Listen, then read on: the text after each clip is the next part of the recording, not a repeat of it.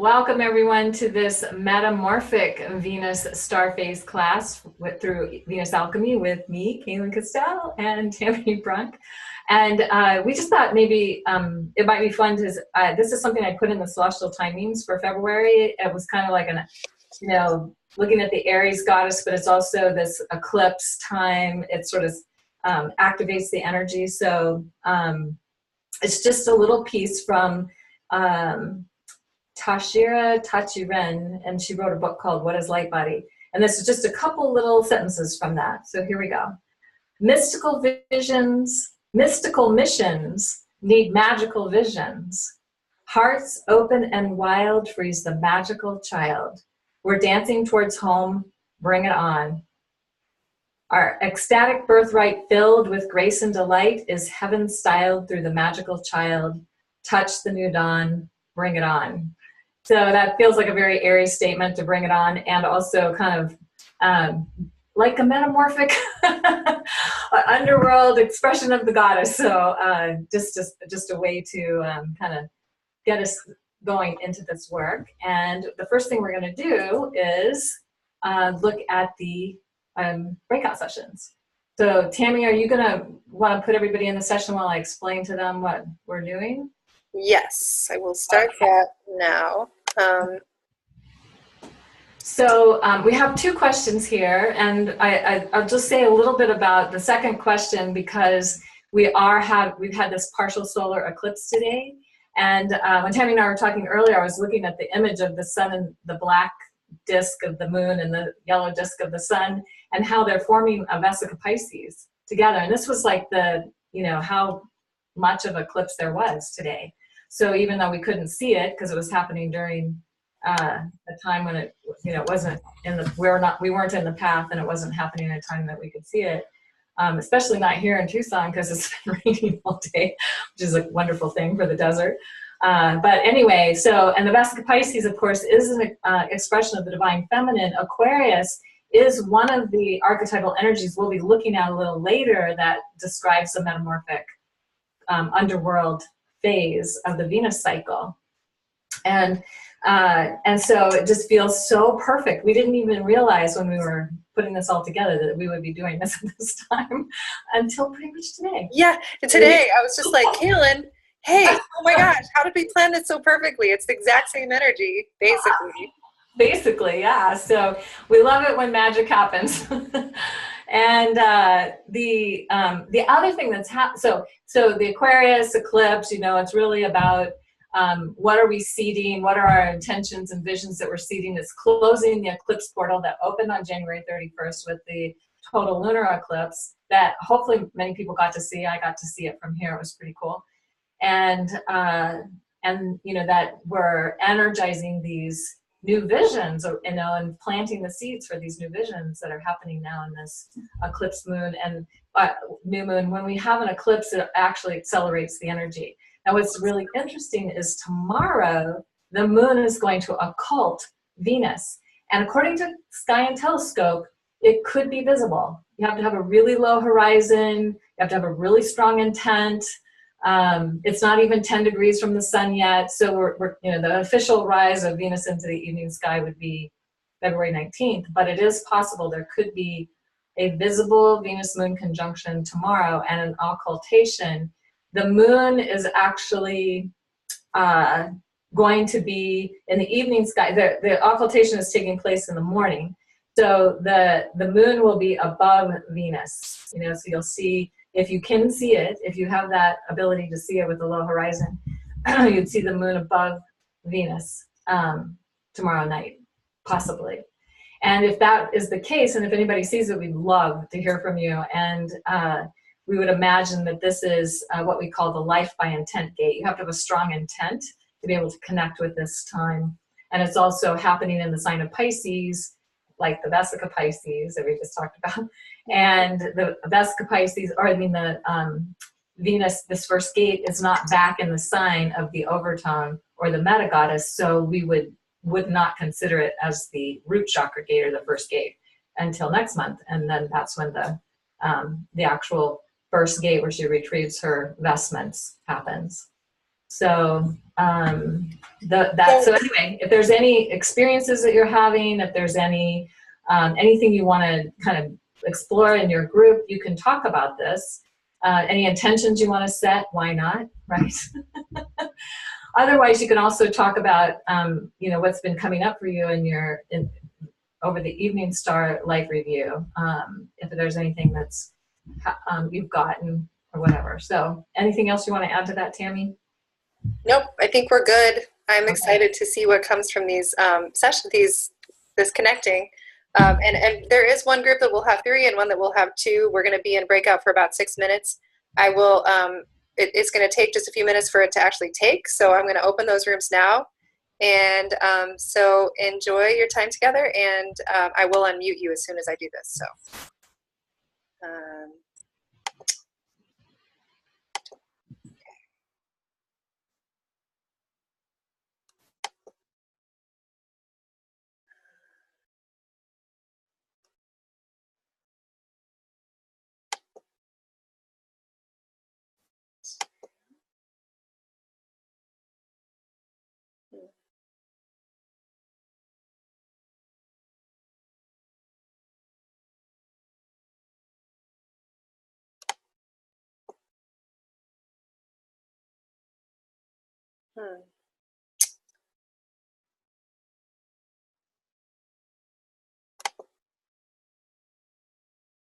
I don't know. Okay, that's really freaking weird. What the heck just happened? Oh, darn it. Dang it. How did that just happen?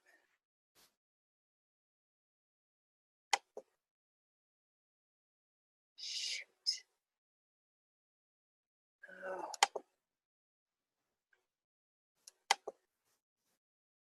Oh, yeah. Right? So that was really weird. Sorry. Fine. I've never had that happen before. Okay, I just want to check on everybody. Right. So would you like to be with us, Linda? Is that good for you? Yeah, sure. Okay. That sounds fine. I was just about to tell her, because she said she wasn't on for the instructions, so I was just about to tell her that we're looking at, if anything's come up for you in the Evening Star Life Review that was significant that you'd like to share, we'd love to hear about that. Or if there's anything coming up for you around the eclipse that has happened today, you can share about that. Well, yes and yes. I went back through and just did each of the Evening Star, because I am Evening Star. Although I wondered, because I was just in before it, and I wondered whether I actually was an Evening Star or whether it was one of these, what did you call it, in between? Right. I'm just going to see if I can pull up your chart real quick, because we can definitely answer that. Thank you. Yeah. Got them all here. Linda. So I've got this on my other computer, so I'm trying to make this work. Yeah, no, that's right. So you're definitely Evening Star. Now you could be between. I have to look at my other thing for April 4th, 1962. The Evening Star, everything we've talked about, Evening Star applies to you. But the extra piece that you would add is if you're at a Venus, one of the chakra gates, so let's see, you were born April 4th. So on April 5th was the first gate. So you were definitely in the between. Definitely. Would you think though, Kaylin, if she was born on the 4th, but the gate was on the 5th, isn't there like a 3-day window? Wouldn't she actually be the first gate? Well, so the actual first gate happened, well, it doesn't say. I don't know. That's a question. Yeah, I thought it was actually the Evening Star was on the 5th. and like it was only just into the 5th, but I was born on the 4th and late on the 4th, so that's why I was. But is it the first gate? Is it? And you were in New Zealand, so your 4th would be our 5th. So actually, you would probably be at the first gate. Or do you have? Let me look. Yeah, you have moon. It's not. Oh no. It's conjunct the sun, but it's It's behind conjunct. it. Yeah, it's conjunct the sun, No. but not with Venus yet. So it's still got a ways to go to catch up to Venus. So not at the first gate yet. Actually, the first gate was when the moon and Venus got to 2 Taurus, and your Venus is at 0.28 Taurus. So I'd say you're in the between. So you could, a deeper understanding of where you are is in the between, but before the very first gate. And it also, we haven't really talked much about this, Linda, but another way to look at it is really to think of the Inanna story and say what was happening in the cycle before she approached the first gate and gave up her crown. She was preparing, she was training, she was, there's different ways you can kind of sense that she's in the evening star. So, evening star, sorry. Yes. So. Oh, okay. So she's also in preparation time, but she's preparing to ascend instead of descend. So it's still a preparation time. Right, right. But preparing to ascend. Yeah. So it's very much a liminal in between time. How perfect that we get to talk to you today, considering that this is such a liminal in between time right now. Right.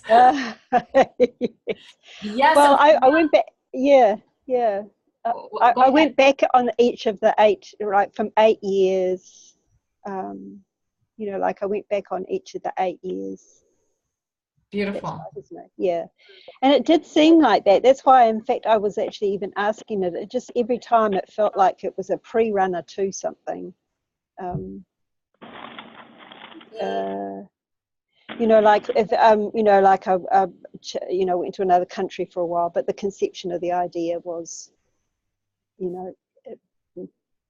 back at when the evening star.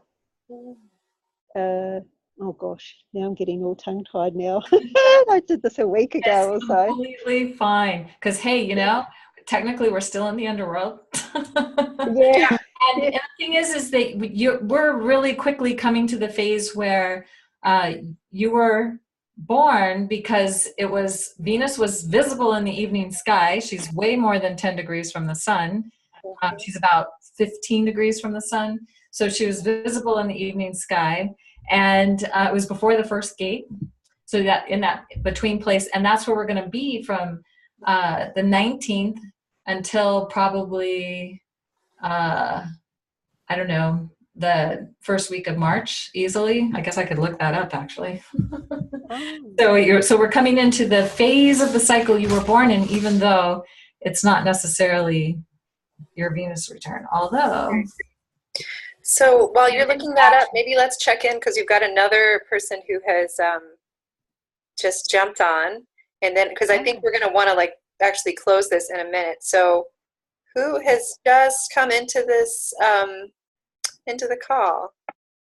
Hi, you guys. It's Beth Ilvasacker calling in. Hi. Hi. Sorry. What? I said it's Hi. so sorry. I seem to have real technological problems, which I do actually, in trying to get online with you guys. So anyway, I've just phoned in because I gave up. Oh no, I was having those problems today earlier too. So that's part of how your eclipse experience is happening, right? Have there been any other insights or any experiences in this eclipse that you'd like to share with us before we're going to probably break this shift? Well, I really loved actually this eclipse energy a lot today. I felt like I had really been in the underworld, and I also have a Pluto transit, and actually you guys have the wrong chart information for me. Oh, no. What? It's okay. I'll resend it to you. It's just it was. Was it wrong when we were in Portugal? too? Do you remember? Oh, it wasn't. You know what? I didn't, because I had my chart. I just actually looked at your chart online, and so and I've had my own chart, so I hadn't looked at your chart. Anyway, then I did, and so I thought. So anyway, I will get that to you so that it's right. It's just the flip flop, and it's Central Standard rather than, I think you is Central Daylight, and so it's which would 5:07. not make a difference for your Venus phase. What's that? It wouldn't make a difference for your Venus phase, but still, of course, you want to have the right information. Yeah. Yeah. Anyway, so I'm in a Pluto transit at the same time. Pluto 2 degrees away from my ascendant, and so it's just been a really very intense journey. But and I've felt like I've really loved, even though I want to study so much more and understand so much more, but I'm loving just even this beginning understanding of this Venus cycle. I just think it's so profound. So the combination of being in the underworld and having this Pluto transit, and it's been, I've really been there, but it's. Oh yeah. Jeez. Yeah. But today with the eclipse, it's really been a very magical day for me, and I've been outside and just, Kaylin, I think you may remember that I had the star garden that I made, and I've just been doing ceremony and feeling like I'm planting seeds, and I've got a Shiva Shakti effigy out, a beautiful little statue out there, and so I really, and I just feel very much this new energy, actually, and very connected, both stars and earth. It's been beautiful because I've been like really crawling along. Like a little break after all the underworld kind of thing. Yes. Oh. So I've been very grateful with that. So that's where I am at the moment. Yes. Awesome. So I'm going to go ahead and actually close. I'm going to close the groups because it takes about a minute. I think we're at time, so we can continue. But everybody's going to start coming back. While people are coming back, yeah. Yeah. So Beth, I got it fixed, and I do see your Pluto going over your ascendant now. So I will repost because I think you came in late, and I think I used the Portugal chart, and I must have had the wrong AM PM thing, and that's what I. Yes. And so that's just reversing that, and it was also the Central Standard Time. I think you had. So what happens on Solar Fire is they just automatically put it on daylight time if it's in the summer, and you have. I went back and I had found my birth certificate. Just because at that point in time I knew that there was a question as to whether there was daylight savings time or not. And anyway, on my birth certificate it said CST. Right. So they just do it a standard thing. And if now that I knew, I overrode the daylight time. Okay. Made me feel powerful. Oh, what's that? I said it made me feel powerful that I could do that. Really? That I can understand. I'm having a very hard time with technology right now, but maybe that's also because I'm living on the land, so it's just like, whoa. Yeah. Okay, so I'm going to go ahead and mute everybody again, if it will let me do that. And I'm going to go ahead and share my screen again. Okay. So here we go.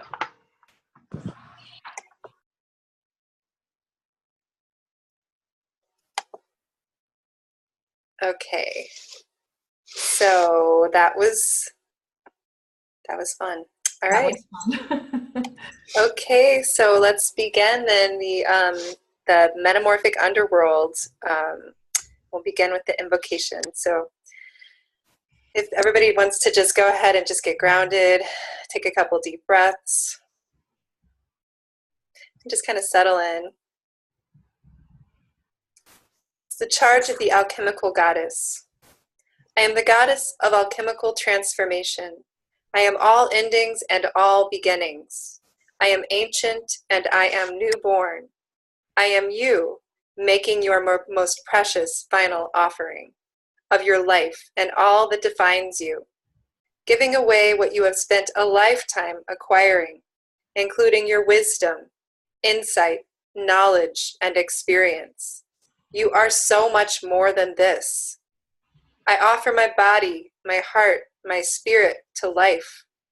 As I surrender again and again to death, my galactic womb gives birth to the flowering universe, and all is made new.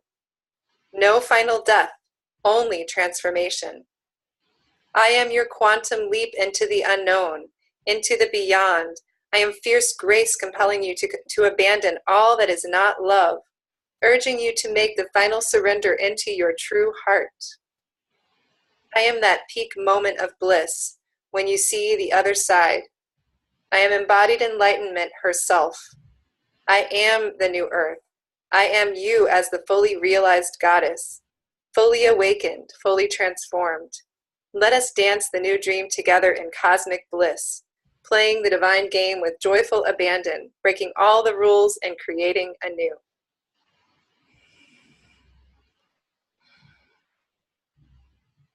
This could also be the charge of the Aquarius partial solar eclipse. Beautiful. It's so well done. Thank you, Tammy. You're so welcome. I know, it is such the same energy, except that it's the feminine expression of it, which is, I think, fun. Yes, absolutely. Absolutely.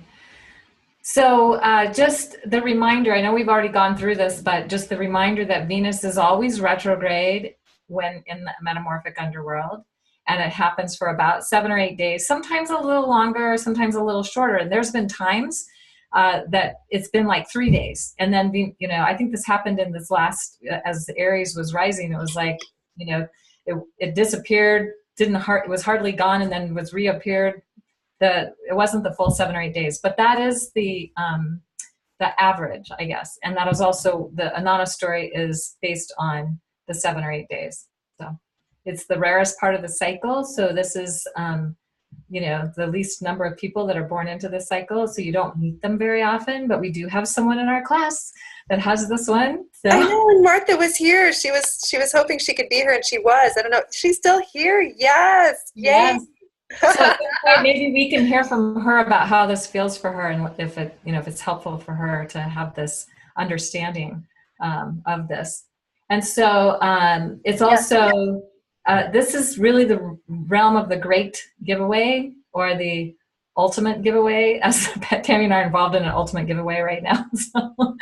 So, spiritual giveaway. The ultimate surrender, letting go and releasing of the current identity so that something new can come through. And it's actually, as this shifts, it's like it's going from one expression of the goddess.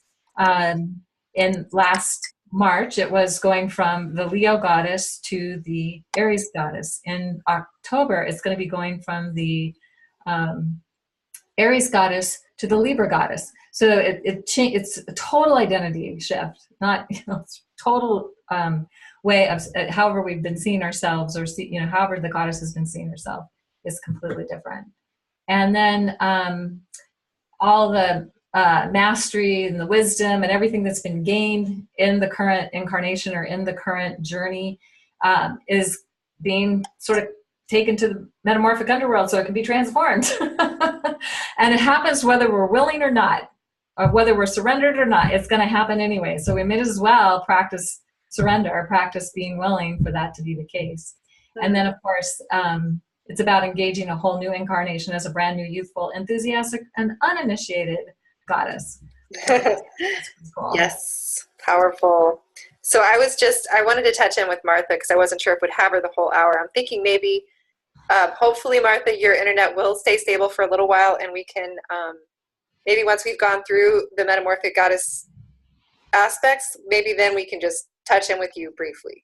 That would be awesome. Yeah. Yeah. So So she is our one and only. So really 0.37% of the class. And that's about what it is, probably of the population. So Tammy and I were just saying that I've met a couple of people who have this, and it's so interesting to see that they really do, whether they've known it or not, embody it. But we were just speculating about not having ever met any men with this.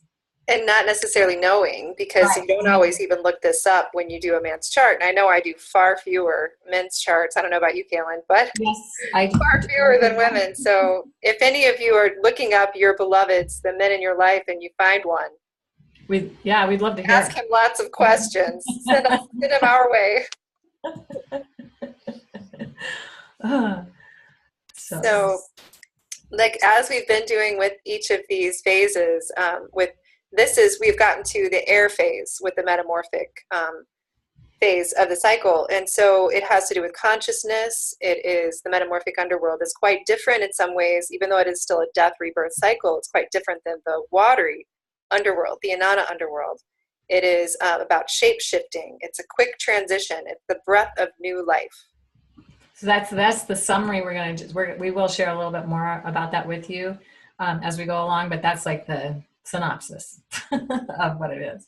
So what happens is that Venus disappears from this is the horizon line. And so when Venus is above this line, she's in the evening sky. She drops below this line and she's dropping into the metamorphic underworld. She's here 7 or 8 days and she's making a quick transition to rise up in the morning sky. And what we see here is this is the evening star, Venus. Then she's with the sun. So from the Earth's perspective, she's between the Earth and the sun. And that's why the transition is so quick. And then she rises as morning star. Mm-hmm. Yeah. So that's the astronomy of what's happening. So just a bit more, we're going to just keep going deeper into what this phase is about. Again, you add air, the realm of consciousness. We see each of the 3 air signs as kind of being embodied within this one phase. And again, this has to do with the energies we're working with when we come to this phase of the cycle, as well as the energies that are at play when a person is born in this phase. So there's the Gemini shapeshifter magical feminine, the Aquarius quantum leap in consciousness, the total identity shift, the Libra aspect of invoking the golden age and new ways of relating to self and others. I know when we were first tuning into this, something that came through really clearly for me is that these individuals are here to be of profound service to humanity in kind of a bigger way. And I've definitely seen that play out with every single person I've met who has this. We're all in that field, but there's some way that it feels like it's really about bringing in the new age to the new era.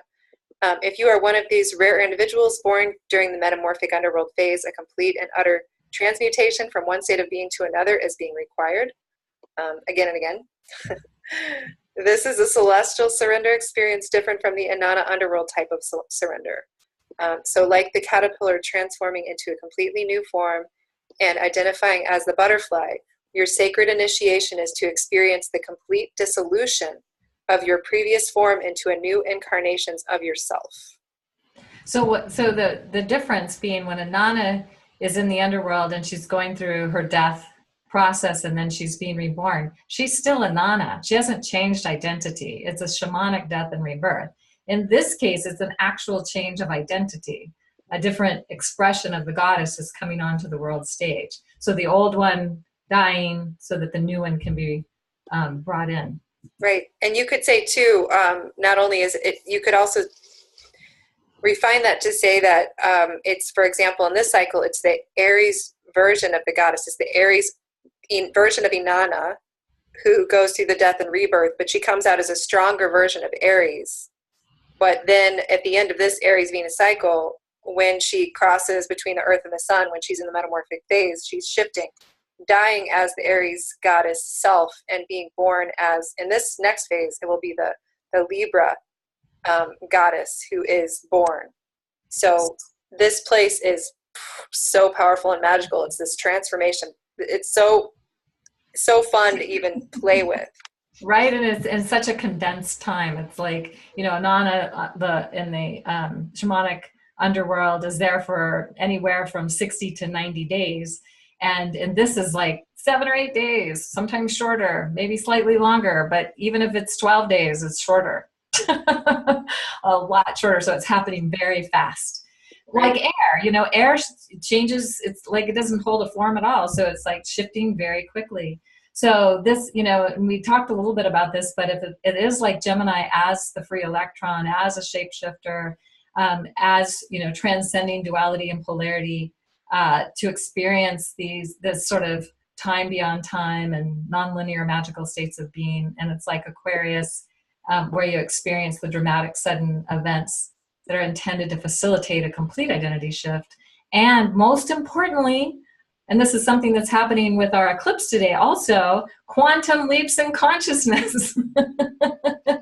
And it's about objective awareness, because anytime we're in the air realm, it's about that, witness place, to be in that place of the high witness, and to be able to step back and witness whatever those changes are without being attached, because it's not in the physical and it's not in the emotional, it's not in the earth and water realms, it's in the realm of air where it can happen really quickly. Yes. So, yes, woohoo.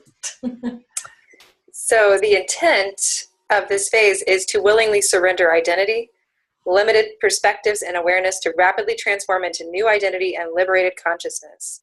It is to experience fluidity of time, also non-time, embracing liberation from the constraints of linear time and 3D reality through expanded states of awareness.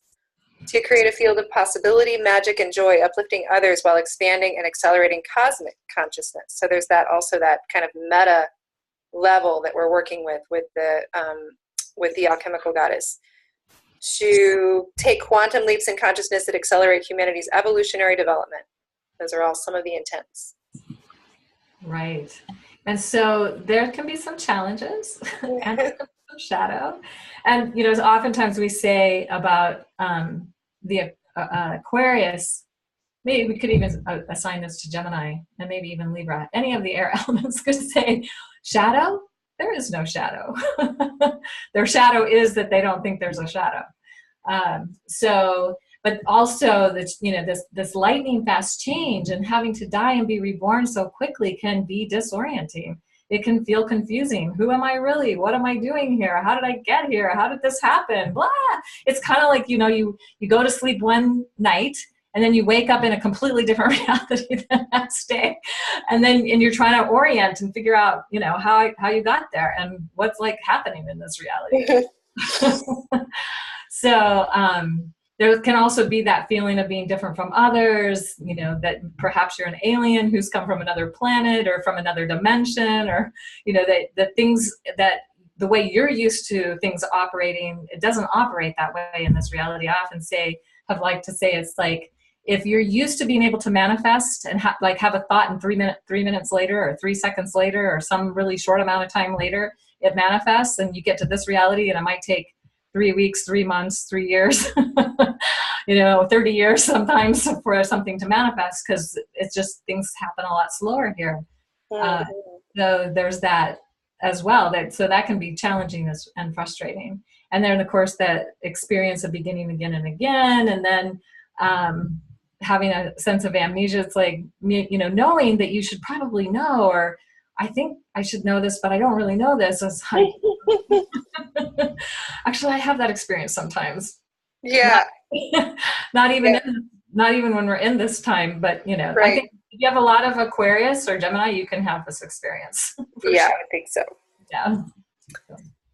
So some of the practices that you might use in this phase, when we're in the phase, as well as if you are a metamorphic goddess yourself, is to acknowledge and celebrate your unique path and contribution, to accept that your life is about radical change and transformation, and to know also that you are here to live a life of magical possibility and to inspire. Sorry, I didn't do that. That accidentally happened. Okay. And to inspire others to do the same.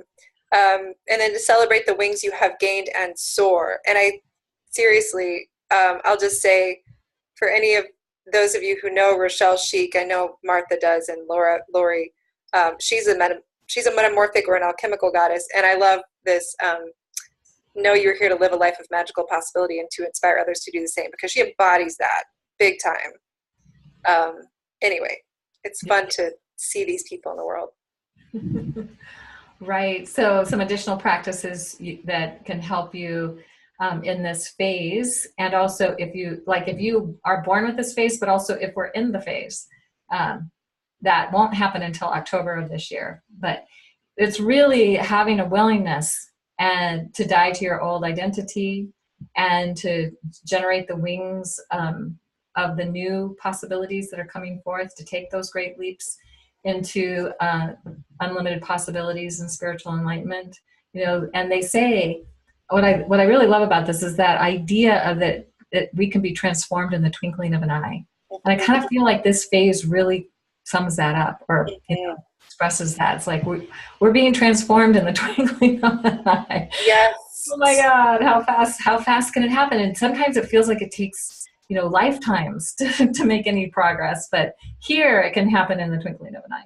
And it's because of all the work that's been done to get there also. I mean, that's kind of the reality. This is the very end of the phase. So it's just the cusp. Right. Yeah. So, if people have done that work and are willing, then that transformation can take place so fast. And really, it's also helpful to celebrate. And also, to notice, like one of the things I've been noticing lately, because sometimes I can go into this place where it's like, I've done all this work and I've been working so hard and I don't see any progress and blah, blah, blah. Why, and then lately what I've been seeing is, okay, I actually do see some progress. So celebrating that, and then remembering it the next time I feel like I don't have progress happening in my, expansion of consciousness and awareness and my physical vitality and well-being and whatever it is I might be working on at the moment. Anyway, and it really is about raising our vibration. And then as we raise our own vibration, that helps to raise the vibration of those around us. And that then everybody who's doing that is helping to birth the new earth. How cool is that? So this is, as we mentioned before, for men who are born in this phase, it may be, again, for men, Venus represents what they might project onto their beloved. It's actually what they are here to claim and integrate themselves as their expression of the inner feminine. So it may be that you're attracted to partners who embody the magical shapeshifter otherworldly qualities. You might feel the effect of a partner whose identity is continually changing. The intent is actually for you yourself to be willing to leap into the void and experience radical metamorphosis in your own life. The intent is to embrace accelerated change, detached awareness, and expanded consciousness. So again, play with this when using the document that we first gave you access to look up the men in your life and see if you find any men who are born in this phase. It's possible. We would love to know about that. Exactly. And then, so the questions that men in this phase can work with is really tuning into how willing they are to take a quantum leap into a totally new experience of life, like leaping from one side of the cliff to the other and hopefully not falling in between. And then also, what are the old identities that need to die so that that once those things are released, once we let go of the identities that are limiting beliefs or limiting perceptions of ourselves, then we can, then the men themselves, they don't need a woman to help them get there, can gain their own wings to fly. How cool is that? Mm-hmm. So do we want to do these questions and then check in with Martha? Or do we want to do the check in with Martha? Let's just check. Well, let's do the questions. I think this is the last part, and then let's check in with Martha. So, okay, so some of the questions, and again, at the end for deepening exercises, these are some to consider for yourself, because this is part of all of our energy. This is actually, we've gone through this, we've integrated this many times in our lives. So, am I ready to face the death of my old form? What would it take for me to surrender to the full metamorphosis? How can I embrace and live from the reality that I am a magical alchemical being? And I should mention also, we call this the alchemical goddess as well as the metamorphic goddess. How can I learn to transcend limitations of duality, form, linear awareness, and time? And how do I support others in living magical lives full of possibility, wonder, and spiritual alchemy? Yes. And I would say too that this is also this is kind of like, this is always a good energy to ask ourselves to invoke and embody, because this is like calling forth the highest, fullest expression of who we are as the goddess. And so again, this is really useful for all of us. This is powerful for all of us to engage this energy. Yes. So yeah, so let's see. I hope that Martha is still on. I'm going to find you and unmute you. Martha. Okay, you are unmuted, Martha. So if you're willing to just kind of check in with us and let us know, how does this land for you? I just have to say that I was so excited to learn all of this, because it just, oh my God, talk about like feeling like an alien, like you don't belong here.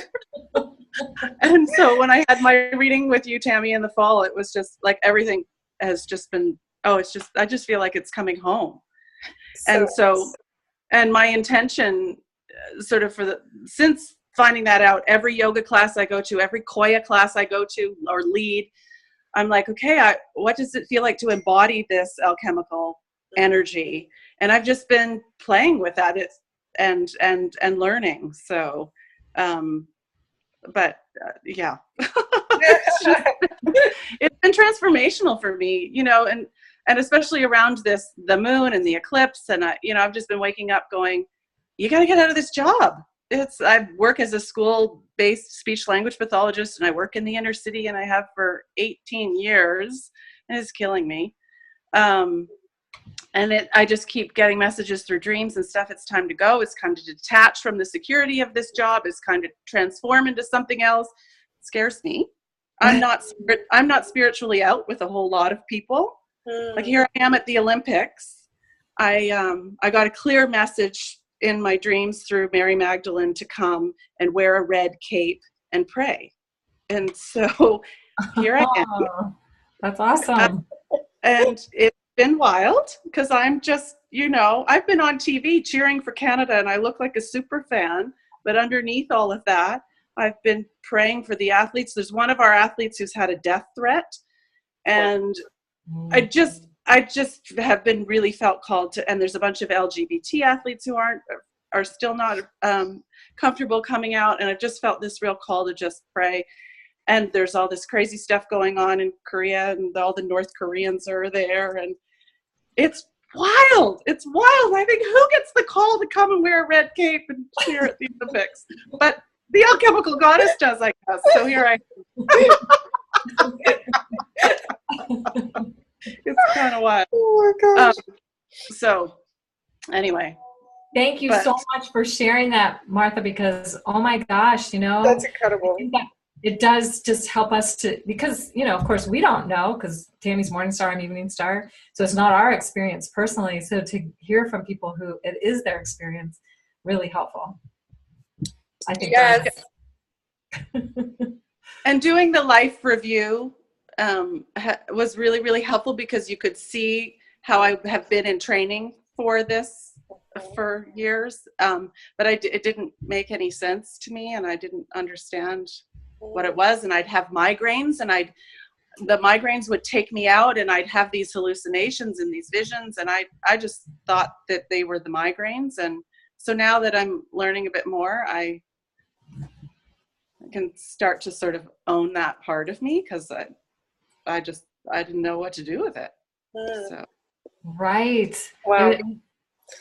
Go ahead, Tammy. Oh, just it's always helpful, in any phase that we're born into. It's always helpful to have this deeper.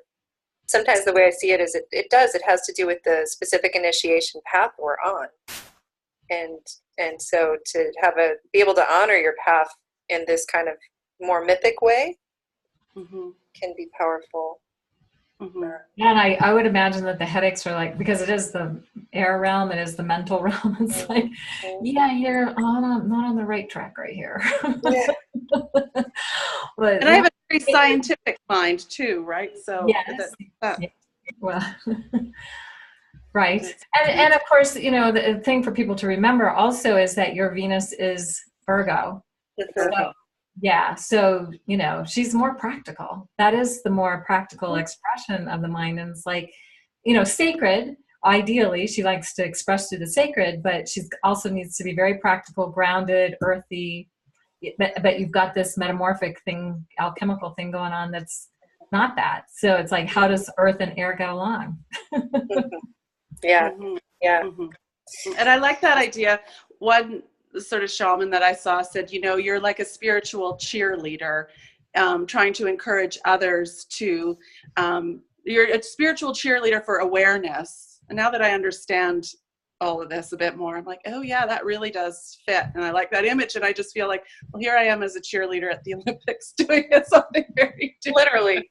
That's awesome. That is so cool. Anyway, it's Wow. fun to embody it, how things end up. And yeah, I mean, tickets just kept falling in my lap for the last couple of weeks, like be here and be here and be here. Wow. That's so great. Sounds magical. Thank you so much, Martha. It's so good to hear from you. And I just have to say, you know, when we did your reading, of course, there's so much to cover in the reading, but when Kaylin and I were creating this class and we got to really dive deep into what this space is about, you know, you can see like we really, it's just so fun to play with that. So I'm glad you are in the class so we can explore it more deeply.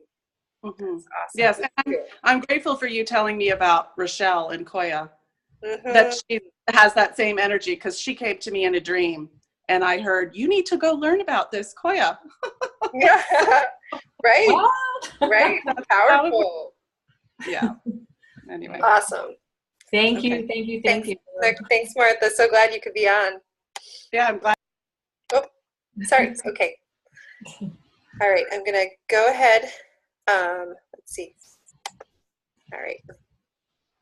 So basically what we would love for people to do is, you know, to go back and do your own review of this when we've been in this time in the last 8 years. And one of them is yours, for sure. Like one of them is your Venus cycle, right, that has happened in the last 8 years. And just something to point out, because, you know, some of them are shorter, some of them are longer. But the one that happened in 2012, I think it was June 5th of 2012, Venus transited the sun. And that can only happen, it's like 105 years between, it's 246 years between like a first one and then the next one that happens in the same part of the sky, and there's number magic that connects with that. But the next one will be happening, this one happened in June, so it was happening in the part of the sky that has to do with the sacred hoop and certain constellations, constellational energy and so on there.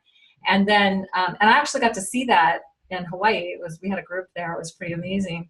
But the next one will be in December, I think it's about 105 years, 104 years from now.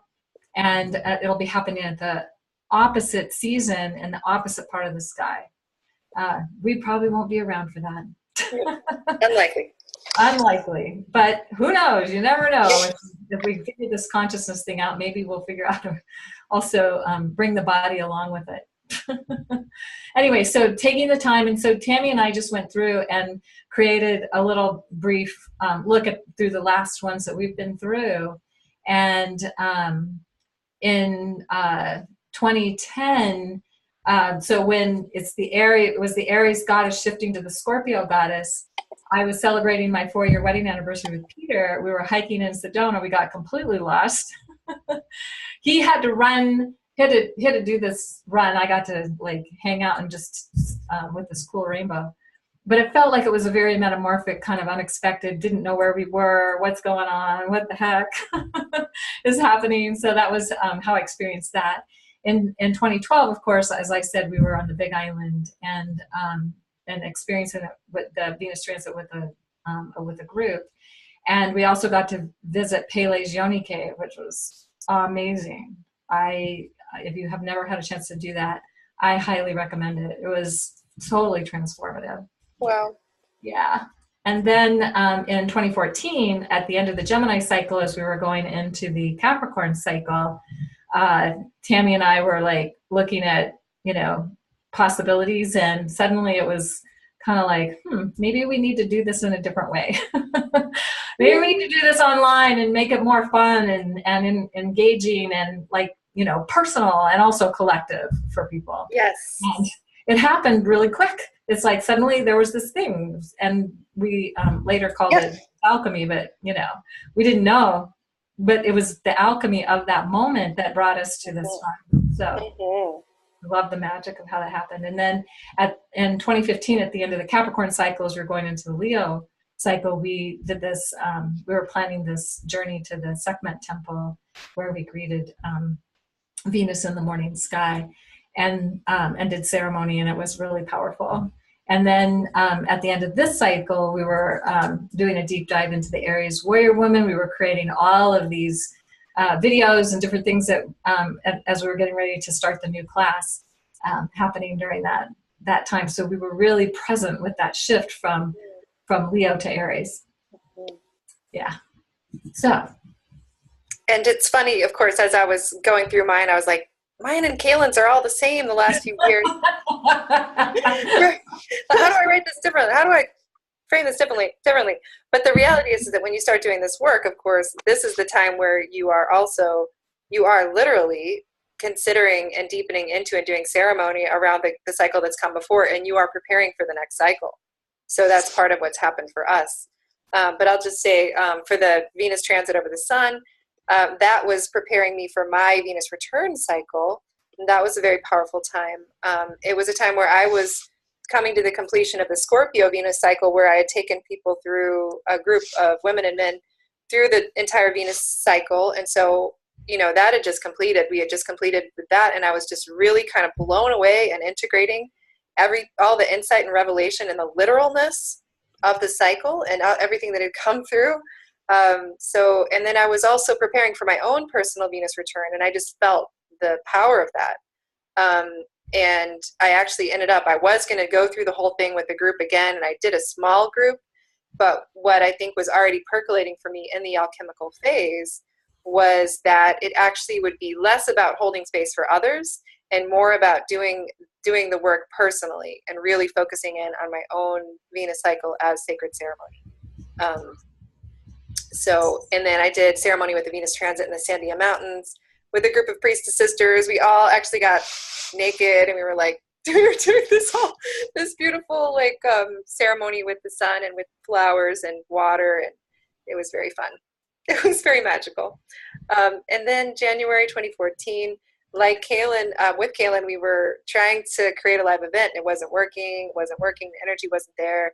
And so we again started opening into that other possibility, which became our Venus alchemy work. And then at the end of the Leo cycle, again, we were at the Sekhmet temple, so powerful. And I also was invited to join a priestess circle with the former priestess at the Sekhmet temple at that time, which was profoundly, which is an incredible way to be initiated into the Leo mysteries. And, so that was a powerful time.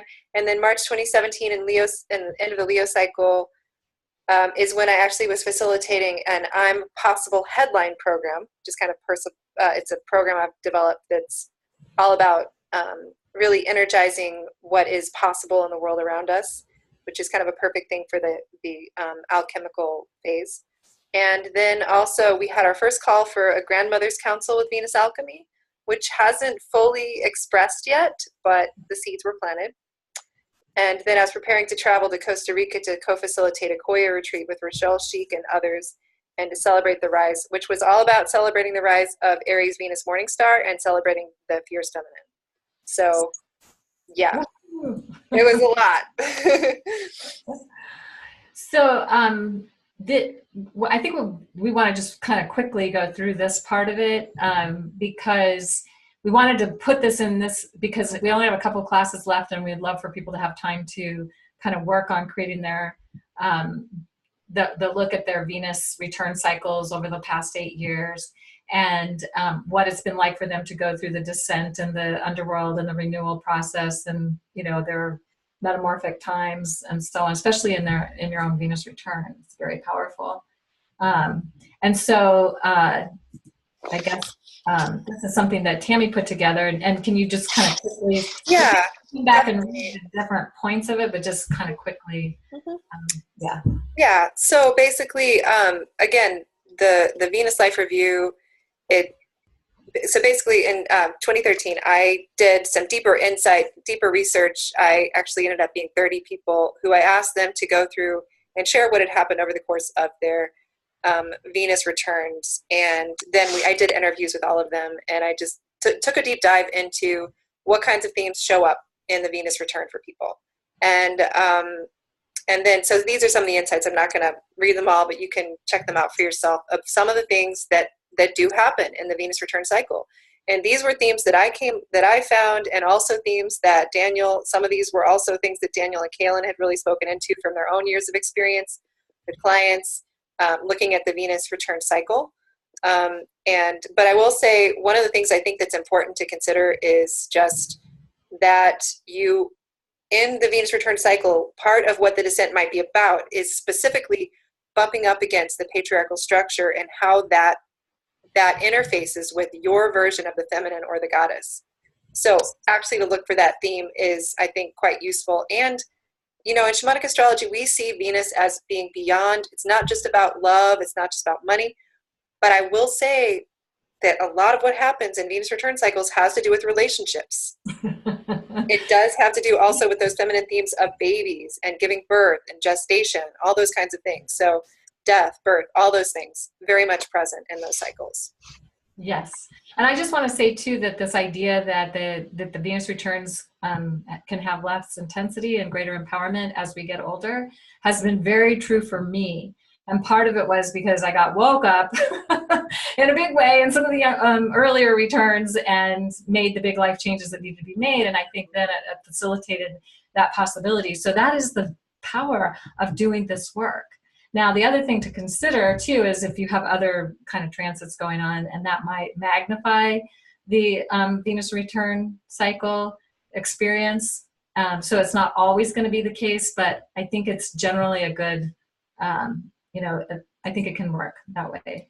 Well, so, and I want to say too, Kaylin, what you're saying, I think I think for probably both Kaylin and I had done my research before we started doing our classes together, and I know, Kaylin, you've had learned so much over the years in doing sessions with people around their Venus returns, that the deep desire to help others to approach this consciously in their Venus return cycles, as well as generally, so that they can approach it consciously, so that they can extract the greatest meaning, so that each of the cycles can be more powerful, more deep. And it's just the privilege in being able to do that and help people do that is so powerful.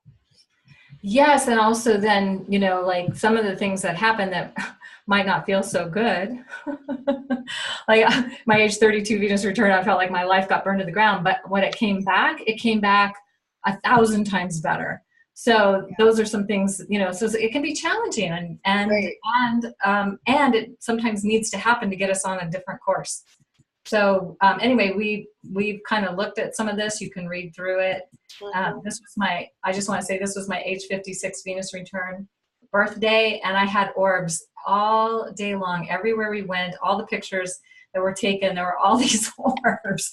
And it was just like so magical. And I'm like, oh yes, the universe is giving me a sign that I am being, recognized for the work that I've done. And there's magic around me. Yay. And I just want to share too quickly about this piece is that for me, I have Venus at the throat chakra in the evening star, and it's not been easy for me to speak in front of other people. And I have, I've really healed that like big time. And I could really see that happening in my Venus return.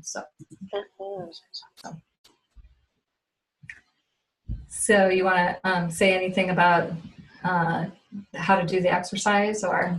Sure.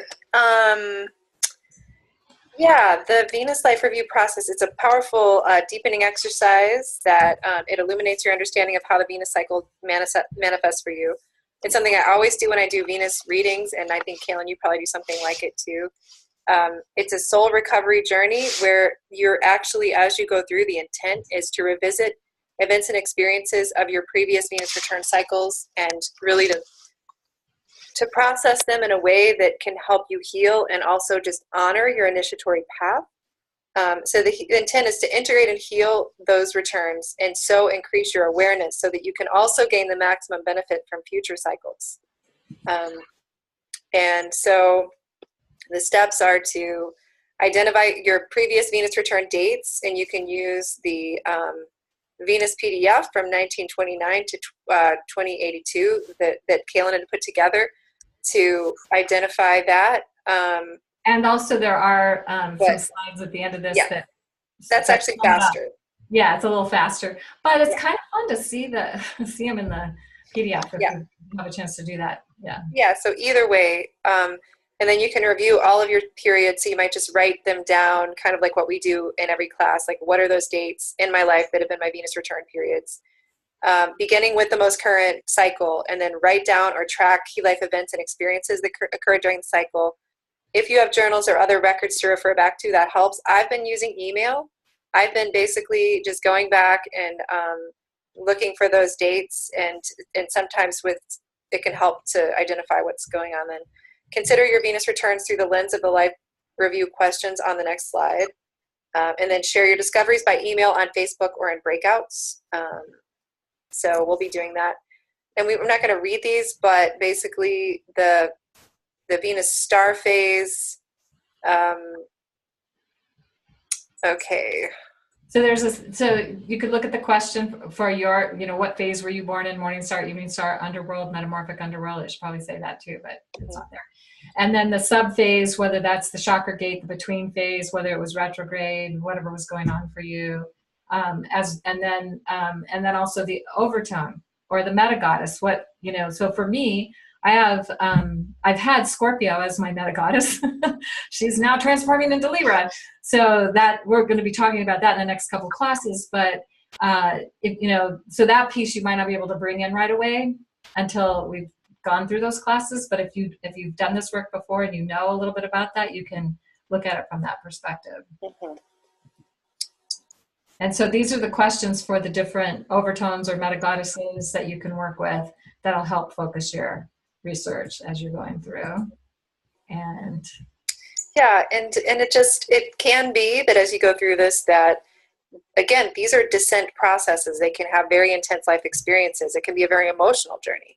And so that's part of it. But also you might not remember everything, and that's okay. Just start with the most recent Venus return to jog your memory and go as much into detail as that as you can. And then and record the dates of your Venus returns and just kind of let that simmer, let that percolate, and things will come up for you. Just hold it in your conscious awareness. And don't worry if there's times you can't remember.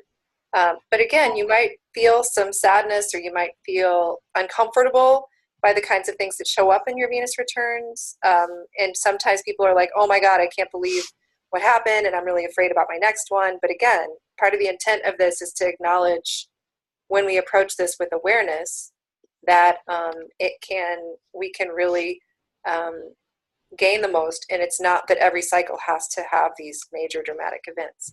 Kaylin, did you want to say something? Yeah, there's a lot of great things that come from this. Like when we look back and see what was going on, sometimes the feelings that we didn't feel then, like we kind of repressed or suppressed somehow, we can give ourselves some space, hopefully, to feel them now, so that they don't have to come back up in the next cycle.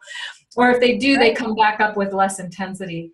And also, I'll just say that I know this is true for you, Tammy, too, that when I looked back and then was able to put it into the context of this cycle, it made so much sense, and it helped me to come to peace with some of the things that had happened and go, oh yes, it was actually the universe. I was right on track, instead of feeling like I failed, I didn't do it right, whatever those judgments can be that come up around times in our life when we've had really challenging things going on, and we put it in the context of this Venus return. It's like, I needed to let go of that, whether I wanted to or not. Yes. Whether I thought it was something I should be doing. And so it can really help you to resolve if you have any lingering anything around certain things that have happened in your life. Mm-hmm. So these are the dates, so if you have the Aries meta goddess, or the Cancer Gemini, or the Scorpio, soon to be Libra, the Aquarius Capricorn, the Virgo Leo, those are the dates of when the last returns have happened, and they go back quite a ways. like 1935. So you can pick where you were born into the cycle, and then just look at all the different ones. Look at the dates for the ones that happened after that, like when you were 8, 16, 32, 40, 48, 56, 64, 72, whatever happens to be, where you might be in that process. So so then the deepening practices that we're going to suggest, and again, do whatever feels juicy for you, are to do, again, the Metamorphic Underworld Life Review, and just, again, explore in those short moments of time, if you can remember what was going on for you, and then maybe look for underlying themes or patterns to show up that may show up. And then to go deeper, you might want to choose a question or questions to meditate on during this week or beyond from the metamorphic phase. Perhaps also applying these questions to your experiences from the Metamorphic Venus Life Review. And then also, again, we're just going to begin creating a timeline of events that have happened during your Venus return cycles, as we've been talking about. And use the PDF handout provided to identify each 19-month Venus return period for you, guided by Overtone or Meta Goddess. See the Venus return slides, what we've been talking about on how to do it. And then again, this is something you can continue with for the remainder of the class series and far beyond that. So as deeply as you want to go into it, do that, and know that we've got some time to go to move through this. Yes. And yeah, that's why we wanted you to have the opportunity to do this, even though we haven't covered everything yet. Yeah, and also so it's something we can explore in breakouts, and you can share on Facebook about it, and we can just kind of build the energy around it, because it's a powerful process. Yeah, and there's something about talking about it and about looking at it and going deeper into it and being in the container of the intention of this class that is really powerful, that can help magnify and amplify the alchemical possibilities. Absolutely. Yeah, so I'm going to go ahead and stop my share, and I think you're going to take us through a little process. Yes. I'm going to take us through a metamorphic alchemical goddess process. So I'm going to just go ahead and ask that everybody, you might close your eyes, you might even turn off your screen, whatever feels most comfortable to you, and just take a moment to drop down into your body, into your beautiful feminine vessel, temple. And now I want you to raise your arms out to the sides of your body, on either side, just as if they are wings, but have your palms facing up. Then I just wanted you to imagine that all around you are the swirling galaxies and stars, that you are in the sky itself, and that it's as if you can almost touch, taste, smell the stars, the swirling galaxies, the nebulas. They're just all around you. You're this bright, and you're glowing. You are filled also with this luminescent light. And just feel yourself as this galactic feminine being that you are.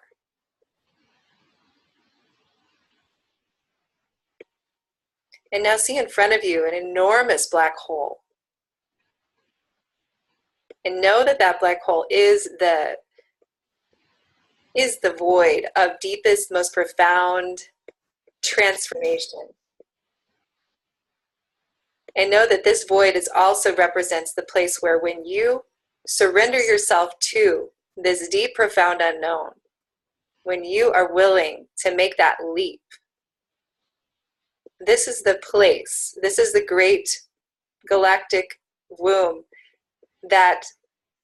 where you undergo your most profound transformation into the next level of your incarnation. And so we're just going to take a moment then to gaze into this void, and then let's leap.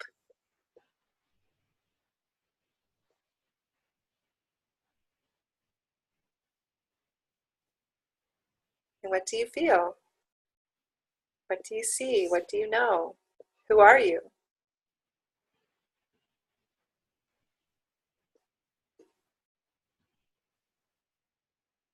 Just spend a moment in the wonder of this moment.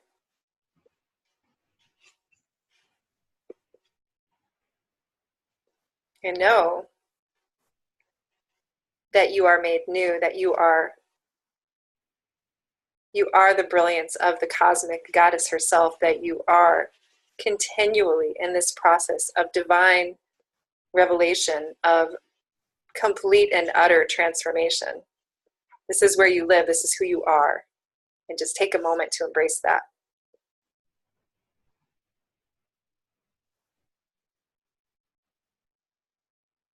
Okay.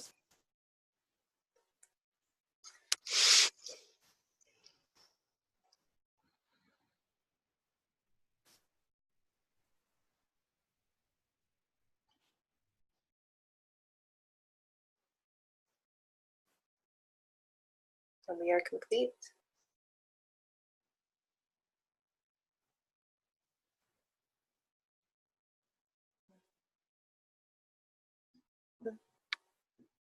Hard to come back into this little reality. I know, Kaylin, I saw. I'm like, it's hard for Kaylin to come back. This is where she belongs.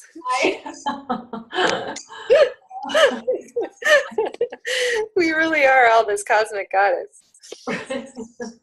Everyone who's drawn to this work. Yes. Awesome. Whew. So I am going to go ahead now and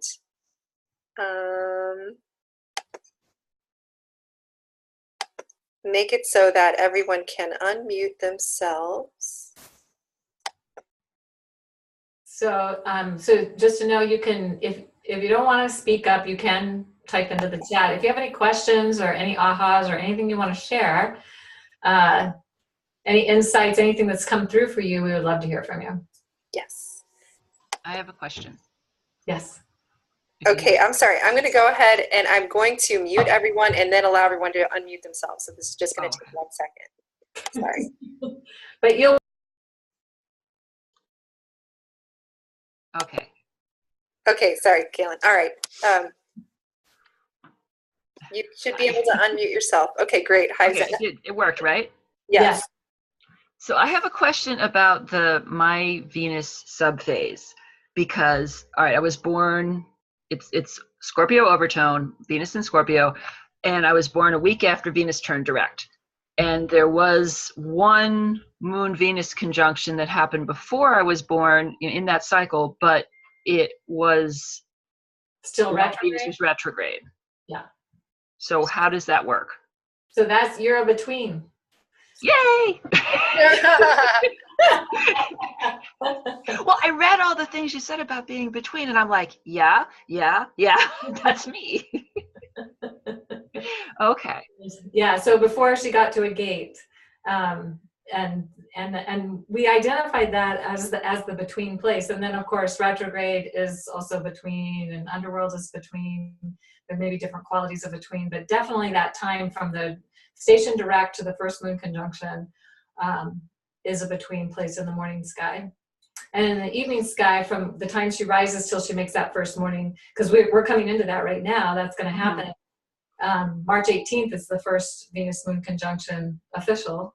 The one we know we can see is back in the sign, the overtone or the meta goddess. So that'll be the first gate. But anybody born in between that time will be in a between. Okay. Cool. All right. Thanks. Awesome. Yes. Thanks, Anna. Yeah. Thank you for asking. That's a great question. Yeah, and again, everybody, if anyone has questions, if you want to reflect on anything that happened for you in the activation, what's happening for you in the eclipse, whatever, is pretty open.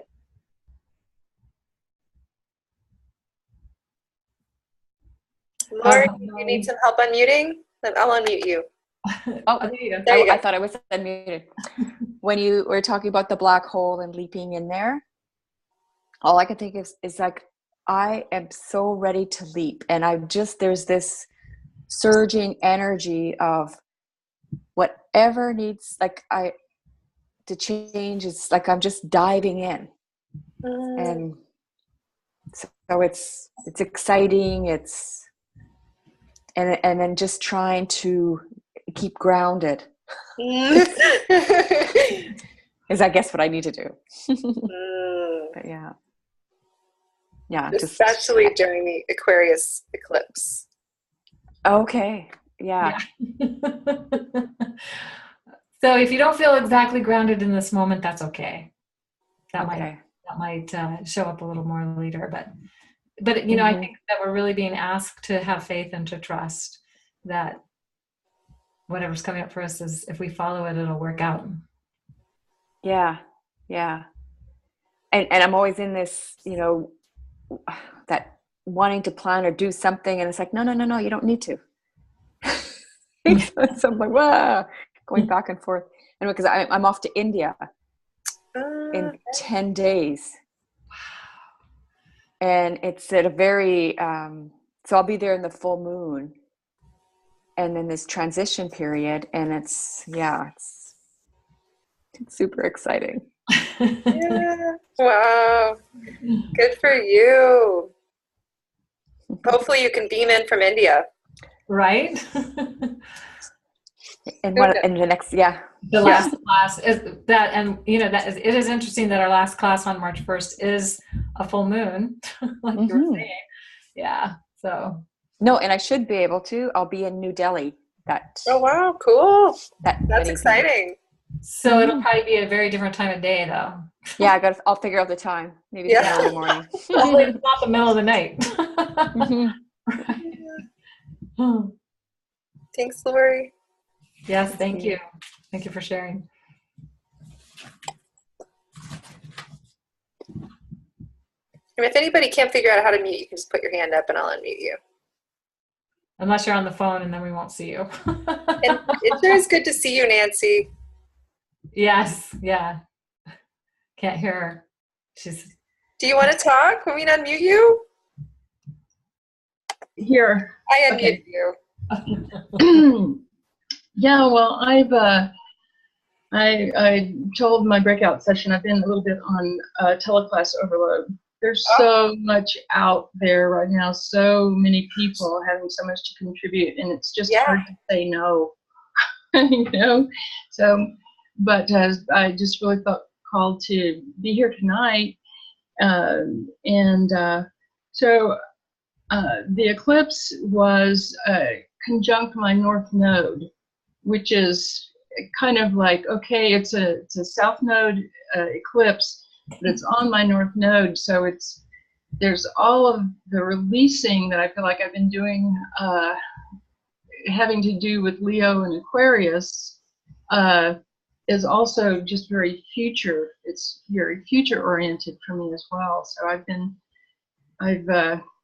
just been focused on releasing all the time. And you know, part of that too is, I think, I'm born at that 8th gate of death by intent. And when I look at the morning star descriptions, it's hard sometimes for me to see myself in that, being born so close to the underground.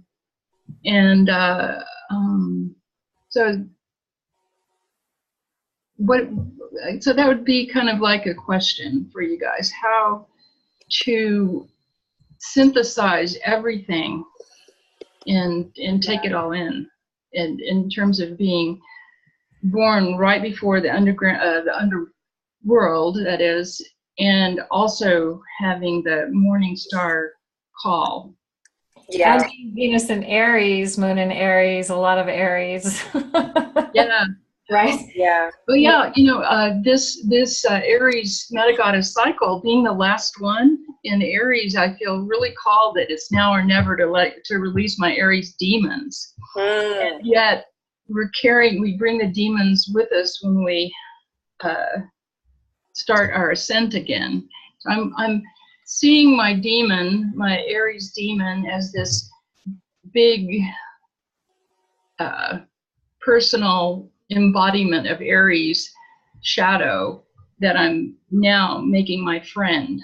Does that make sense? Yes, because I was just going to say, maybe it's not about releasing, it's about how does that, what is the gift from that for you? Yeah. Yeah. Yeah, the demon is actually looking out for me. Yes. Yeah. Right, and you can also have more conscious choice about how you, I mean, sometimes the challenge can be for Aries is it just says what it says in the moment, and people are like, what? And it's hard for them to hear. I don't have that problem. I have a Pisces sun, but but I have witnessed that in others, and then that so there can be a gift in being able to be that spontaneous and in the moment, but there's also sometimes a need to be a little more reflective before you blurt out something, especially if you want to have an ongoing relationship with somebody. You don't want them to like say, okay, I'm done, I'm out of here, I can't take that. Yeah. Yeah, so yeah, I feel like I'm looking in a mirror right now. Well, Nancy, I just want to honor and acknowledge Nancy has been in every one of our Venus classes. Yes. So she's been she's one of our elders who carries deep wisdom in these mysteries, and just has a lot of insight. You've done such deep work around it, Nancy, and just wanted to honor that. And you really are only 8th gate, death by intent gate, I think, person, right, in our cycles. So, and I think what you're saying is so important because, and it's something that's kind of hard when we're trying to simplify, right? We are trying to simplify, but it's true that, and even adding in the between, because you would be a between person. So that adds in some of what we're talking about here. But the truth is that when you're born in Morning Star, for example, it's going to feel very different if you're born close to the beginning of the cycle versus close to the ending of the cycle. Because you just think about Inanna's journey. I mean, she is a different goddess by the time she's on her knees. She's naked almost. She is a different, it's a different feeling around Morning Star. Absolutely. When it's at the top, and that's something I think I love that you brought it up, because it's really important to honor that. And we're not really covering the chakra gates here in this class so much because we don't have time for that. But if you can apply what you know about the chakras, and if you're born in one of those gates, I know that for me, and I mentioned that I've had a lot of issues around my throat chakra, and I'm an evening star, and so I haven't related to the evening star until more recently in my life, because I was too afraid to speak up. I was too afraid to share my wisdom. And I had, I experienced a lot of punishment for that in my early life. Like, who do you think you are, kind of thing, And so I really held back a lot. But I've gotten to the place now where I find myself, I shared something with a couple of women in my priestess community today, and they were just so grateful. And I was like, this was fun. I'm using my voice. People are loving it. This is great. So I've really made a big change in that regard. So wherever you are in the cycle, you're either, before a gate or at a chakra gate or at the death by intent gate or the life by intent gate, wherever you happen to be is going to also add an additional understanding to your morning star, your evening star. It's such rich work. It is such rich work, and I'm so grateful to have the blessing to come along this journey with you and Tammy as you make your way through 8 years of Venus. And we've done it together, Nancy. I mean, and that's what's made this work so powerful is women like Nancy, and we've had a couple men too who have been really deepening into these mysteries with us, and it's been powerful. Yeah. Yay.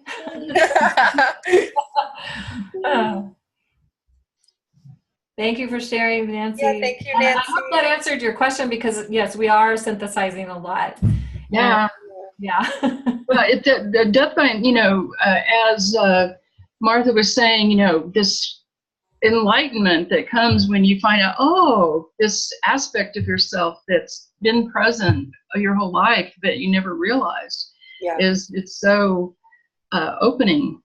It's so opening, and that's what I think something else that you bring up, I think this is really a really powerful inquiry, and it's really important. There's also the layer of okay, I'm morning star activated at the solar plexus chakra gate, but it's pretty close to the sacral chakra. So in my life, I've actually, I actually will always be solar plexus chakra, but I've now transitioned more to the sacral chakra. But in any case, that's closer to the middle of the cycle. But I think part of what happens too is that depending on the age a person is, how many Venus returns we've gone through, that's also going to have a lot to do with, do I feel like more of a morning star? I feel like less of a classic morning star now than I did in my 20s. I definitely, and I look back at my life, I didn't even notice. I was always taking action and trying this thing and trying that thing and just like acting before reflecting. I was continually doing that. And I still do that, but not nearly at the pace that I used to. I mean, I've been through many initiations, but I do think I probably carry more of that morning star quality perhaps than you, Nancy, in some ways, because perhaps I haven't gone through as many cycles, but also because I was born in the middle, not right poised at the underworld. Yeah, it is an interesting inquiry, as we all reflect. Yeah. So I would totally encourage everybody to do their Venus reviews, however it comes across for you. I don't know if I could narrow it down to a 1 week period in the Metamorphic Underworld. That's going to take some serious detective work. But, yeah, definitely. But the other review is insight enough in a lot of ways. Yes. Yeah, and so the reason we suggested the Metamorphic, because you might find you have significant events that have happened, but maybe you really do want to focus more on the Venus returns, because that'll give you more personal insight into how the Venus cycle works for you. That's a really good point. Thank you, Nancy. Yeah, thank you. So do we have anyone else for a kind of a quick comment or check-in question? I like how we said that together. We've been doing this for a while together, Kaylin. Yes, we have. Well, then I think we might be complete. Yeah, and perfect timing. Yeah. So, can I just tell you something really quick about the activation? Yeah. When we did the jumping part, because I had my arms out, and I just felt like I was holding hands with someone in each side, and that there were more beyond, and that we all jumped together. And that was the thing that felt the clearest to me, was the holding hands. It was like, okay, I'm not doing this alone, and it felt really good. I love that. Thank you. And that's so true. That's what one of the reasons we love doing this work in groups is because we are doing it all together. We are holding hands. We are supporting each other. We're showing up for ourselves and each other. And that's the feminine way. Yeah, and magnifying the intentional field as a result. Woohoo! Woohoo! Awesome. So thank you for sharing that, Zana. That's awesome. Yes. Awesome. So should I just go ahead and unmute everybody and we can just say good night? Good night. Can I just ask about, about the PDF on the first couple of sessions? I don't seem to be able to get them. It says an error, and I don't know if anybody else is having that. I've tried it on a different, my desktop and my other IT things, but I just can't seem to get the PDFs. Huh. I can look that up and maybe get back to you, or Tammy can look it up and get back to you. I don't know, but the last time I tried it, it worked fine, but I haven't tried it for a couple of weeks. So okay, yeah, this was in the last week, and I've tried it a couple of times, thinking there might just be a time thing. Sometimes if you right click, I don't know if you're on a Mac or on a PC, but right click. It'll help you to get to the to download. Okay. Yeah, I'll try that. But I will go double check that link and make sure it's working. Okay. Thank you. Okay. And if anybody else has issues with anything, you can also email us and get in touch with us if you've got problems. So, but just so much gratitude to everyone for your deep presence and beautiful questions. And happy eclipse. Happy Good night. Yeah. Have a beautiful week. Good trip to India. Happy Yeah. Yes, safe travels. Great. Awesome. Enjoy the Thank you. Olympics. Alchemical priestess goddess Martha. I think she jumped off, but yes. Yep.